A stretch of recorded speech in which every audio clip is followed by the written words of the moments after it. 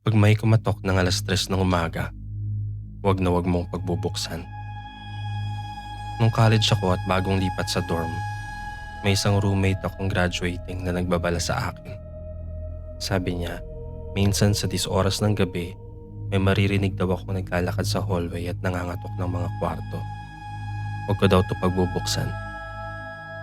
Hindi ko to pinansin at hindi naman ako madaling matakot. Hanggang sa isang gabi, bandang 3:00 ng madaling araw, narinig ko ang mga yabag na sinasabi niya. Mabagal na mga hakbang, malinaw at papalapit.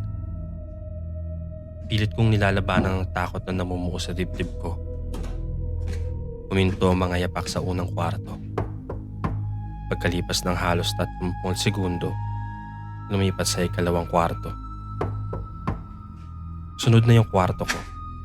Pinipigilan ko ang hinga ko. Hinihintay ang katok sa pinto.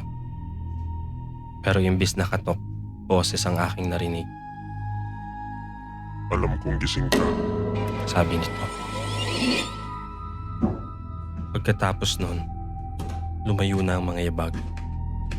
Namatay-matay ako sa takot. Hindi ko alam paano niya nalaman na gising ako. Kinabukasan, nakiusap talaga ako sa mga magulang ko na ilipat ako ng dorm.